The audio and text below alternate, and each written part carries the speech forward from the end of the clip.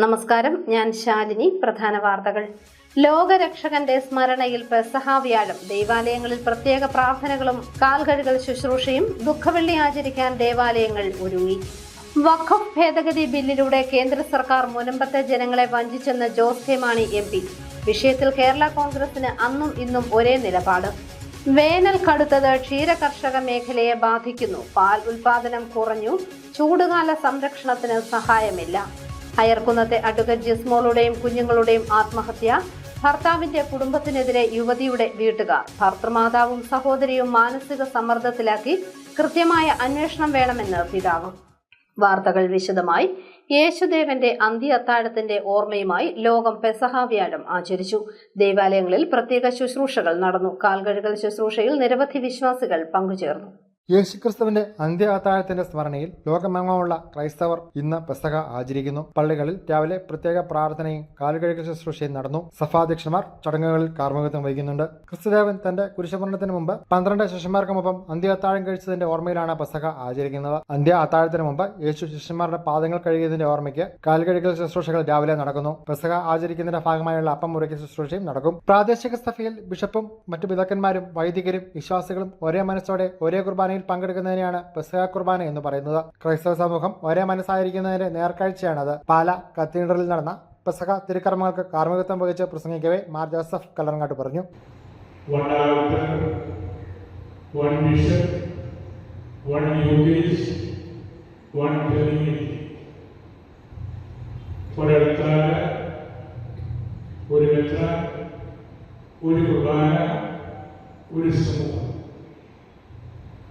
ഓരോ പ്രാദേശിക സഭയും ആ സഭയിലെ ബിഷപ്പിനോടൊത്ത് മറ്റു രാജ്യക്കാരും വൈദികരും സമർപ്പിതരും വിശ്വാസികളുമെല്ലാം ഒന്നിച്ച് ഒറ്റ കുർബാനയിൽ ഒരു മണത്താരയ്ക്ക് ചുറ്റും ആയിരിക്കുന്നതിനെയാണ് പെസഹ കുർബാന എന്ന് പറയുന്നത്. പത്രോസിന് ലഭിച്ച പോലെ കോഴികൂവലിന്റെ ഓർമ്മപ്പെടുത്തൽ ഇപ്പോഴും ഉണ്ടാവില്ല എന്നും നാം സദാ ജാഗരൂകരായിരിക്കണമെന്നും ബിഷപ്പ് ഓർമ്മപ്പെടുത്തി. പാലായുടെ ബിഷപ്പ് എമിറേറ്റ്സ് മാർ ജോസഫ് പുള്ളിക്കപ്പറമ്പിൽ തിരുക്കർമ്മങ്ങളിൽ പങ്കെടുത്തു.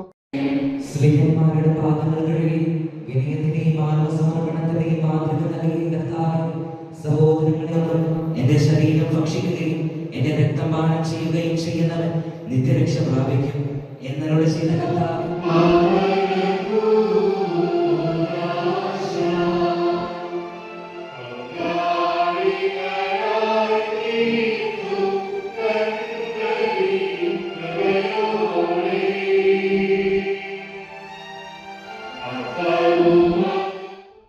കത്തീഡ്രൽ പള്ളി വികാരി father Jose Kakkalil, father Joseph Thengupallil, father Sebastian Pendanath, father Sebastian Alappattukottayil, father Isaac Peringamalayil, father George Tharppal എന്നിവർ സഹകാർമ്മികരായിരുന്നു. നാളെ ദുഃഖവെള്ളി ആചരണം നടക്കും.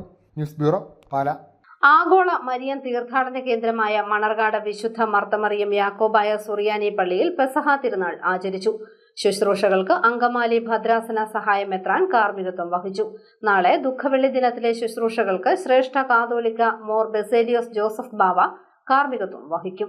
ലോകരക്ഷകനായ യേശുദേവന്റെ അന്ത്യത്താഴത്തിന്റെ സ്മരണ പുതുക്കി ക്രൈസ്തവർ പെസഹ തിരുനാൾ ആചരിച്ചു. ആഗോള മരിയൻ തീർത്ഥാടന കേന്ദ്രമായ മണർകാട് വിശുദ്ധ മർത്തമറിയം യാക്കോബായ സുറിയാനി കത്തീഡ്രലിൽ നടന്ന പെസഹ തിരുനാൾ ശുശ്രൂഷകൾക്ക് അങ്കമാലി ഭദ്രാസന സഹായ മെത്രാപ്പൊലീത്ത മാത്യൂസ് മാർ ദിദിമോസ് മെത്രാപ്പൊലീത്ത മുഖ്യ കാർമ്മികനായി. വൈകിട്ട് സന്ധ്യാ നമസ്കാരത്തോടെയാണ് ശുശ്രൂഷകൾ ആരംഭിച്ചത്. വിശുദ്ധ കുർബാനയ്ക്ക് ശേഷമായിരുന്നു പെസഹ കുർബാന. നാളെയാണ് ദുഃഖവെള്ളി. ദുഃഖവെള്ളി പുതുയുഗത്തിന്റെ ആരംഭമാണെന്ന് മണർകാട് പള്ളി വികാരി ഫാദർ കുര്യൻ മാത്യു വടക്കേപ്പറമ്പിൽ പറഞ്ഞു.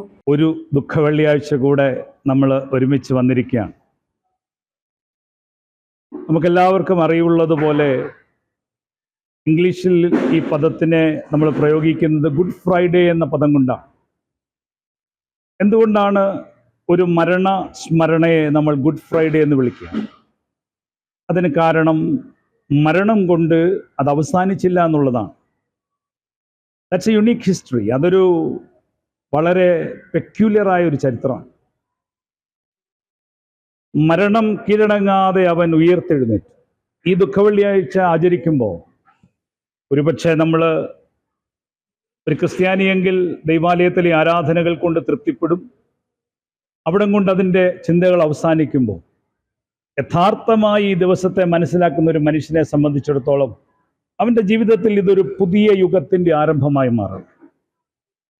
എൻ്റെ നന്മയ്ക്കു വേണ്ടി ഒരാൾ ജീവൻ വെടിഞ്ഞ് എന്നെ സ്നേഹിച്ചു. അങ്ങനെയെങ്കിൽ ആ വ്യക്തി നിലകൊണ്ട നന്മകൾക്ക് വേണ്ടി നിലകൊള്ളാൻ ഞാൻ പ്രാപ്തനാകണം എന്നുള്ള വലിയ ബോധ്യം കൊണ്ട് നിറയാൻ ഇടവരട്ടെ. അതുകൊണ്ട് ദുഃഖവെള്ളിയാഴ്ച അത് കേവലം ക്രിസ്ത്യാനികൾക്ക് മാത്രമല്ല, നന്മയ്ക്കു വേണ്ടി, മനുഷ്യരുടെ ആകമാനമുള്ള ഉന്നമനത്തിനു വേണ്ടി ഒരു മനുഷ്യൻ ജീവൻ ബലി കഴിച്ച് ലോകത്തോട് പ്രഘോഷിക്കുകയാണ്. സ്നേഹം കൊണ്ട് ലോകത്തെ നിങ്ങളും കീഴടക്കൂ. ആ വലിയ സ്നേഹത്തിലേക്ക് ഈ ദുഃഖവെള്ളിയാഴ്ച ദിവസം നമ്മളെ നയിക്കട്ടെ എന്ന് പ്രാർത്ഥിക്കുന്നു. എല്ലാ അനുഗ്രഹങ്ങളും നേരുന്നു. ദൈവം. ദുഃഖവെള്ളിയാഴ്ച ദൈവാലയങ്ങളിൽ പ്രത്യേക ശുശ്രൂഷകൾക്ക് പുറമെ കുരിശിന്റെ വഴി ആചരിക്കും. പെസഹ വ്യാഴത്തോടെ വിശ്വാസികൾ ആരംഭിക്കുന്ന കഠിനമായ വ്രതത്തിനും പ്രാർത്ഥനകൾക്കും ശേഷം ഞായറാഴ്ചയാണ് ഉയിർപ്പ് തിരുനാൾ. News bureau, Ponkunnam. വഖഫ് നിയമത്തിലൂടെ കേന്ദ്ര സർക്കാർ മുനമ്പത്തെ ജനങ്ങളെ വഞ്ചിച്ചെന്ന് ജോസ് കെ മാണി MP. നീതിയുടെ ഭാഗത്താണ് കേരള കോൺഗ്രസ് എം നിന്നത്. കേന്ദ്ര സർക്കാർ കൃത്യമായ അമെൻമെന്റ് കൊണ്ടുവരണമെന്നും ജോസ് കെ മാണി കോട്ടയത്ത് പറഞ്ഞു. വഖഫ് ഭേദഗതി ബില്ലിലൂടെ കേന്ദ്ര സർക്കാർ മുനമ്പത്തെ ജനങ്ങളെ വഞ്ചിച്ചുവെന്ന് Kerala Congress M chairman Jose K Mani. ഈ വിഷയത്തിൽ കേരള കോൺഗ്രസിന് അന്നും ഇന്നും ഒരേ നിലപാടാണ്. പാർലമെന്റിൽ ബില്ല് അവതരിപ്പിച്ചപ്പോൾ തന്നെ ഭേദഗതി നിർദ്ദേശങ്ങളിൽ മുനമ്പം പ്രശ്നം പരിഹരിക്കുന്നതിനുള്ള ചട്ടരൂപീകരണം ഉണ്ടാകണമെന്ന് ആവശ്യപ്പെട്ടിരുന്നു. ബില്ല് നിയമമാകുമ്പോൾ മുൻകാല പ്രാബല്യമില്ലെങ്കിൽ മുനമ്പം നിവാസികൾക്ക് യാതൊരു ഗുണവും ഉണ്ടാകില്ലെന്നും കേന്ദ്രമന്ത്രി കിരൺ റിജിജുവിന്റെ സാന്നിധ്യത്തിൽ പാർലമെന്റിൽ താൻ പറഞ്ഞതാണെന്നും ജോസ് കെ മാണി പറഞ്ഞു. വഖഫ് ഭേദഗതി ബില്ലുമായി ബന്ധപ്പെട്ട് കേരള കോൺഗ്രസ് പാർട്ടിയുടെ നിലപാട് അന്നും ഇന്നും ഉറച്ചു തന്നെയാണ്. പാർലമെന്റിൽ പറഞ്ഞ ആ കാര്യത്തിൽ തന്നെയാണ് കേരള കോൺഗ്രസ് ഉറച്ചു നിൽക്കുന്നത്. അതിനകത്ത് കേരള കോൺഗ്രസ് പാർട്ടി അന്ന് ആ ചർച്ചയ്ക്ക് വന്നപ്പോൾ കൃത്യമായി ചില ക്ലോസുകൾ നമ്മൾ പിന്താങ്ങി, ചില ക്ലോസുകൾ നമ്മൾ എതിർക്കുകയുണ്ടായി. ഇതിനകത്ത് നമ്മൾ പിന്താങ്ങിയത് നമ്മളുമായി സാധാരണക്കാരായ ജനങ്ങൾക്ക് കോടതിയിൽ അപ്രോച്ച് ചെയ്യുവാനായിട്ട് ക്ലോസ് 2035 അത് നമ്മൾ പിന്താങ്ങുവാനായിട്ട് അതിനെ പിന്താങ്ങുകയുണ്ടായി. പക്ഷേ അതേ സമയത്ത് തന്നെ നമ്മൾ കൗൺസിലിലും അതോടൊപ്പം തന്നെ ബോർഡിലും മുസ്ലിം അല്ലാത്ത അംഗങ്ങളെ ഉൾപ്പെടുത്തുന്നത് ഒരിക്കലും ശരിയല്ല. അതിനെ ശക്തമായിട്ട് നമ്മൾ എതിർക്കുകയുണ്ടായി. ഇപ്പോൾ സുപ്രീം കോടതി അത് തന്നെയാണ് പറഞ്ഞിരിക്കുന്നത്. അപ്പം ആ നിലപാടുകളിൽ ഒന്നും നമുക്ക് മാറ്റമില്ല, അത് തന്നെ ഉറച്ചായിട്ടാണ് നിൽക്കുന്നത്. ഇന്നത്തെ നിലയിൽ മുനമ്പത്തെ ജനങ്ങൾ തലമുറകളോളം ഇനിയും കോടതികൾ കയറിയിറങ്ങിയാലും മുനമ്പത്തെ ഭൂപ്രശ്നത്തിന് പരിഹാരമുണ്ടാകില്ലെന്നതാണ് യാഥാർത്ഥ്യമെന്നും ജോസ് കെ മാണി കോട്ടയത്ത് പ്രതികരിച്ചു. News bureau, Kottayam.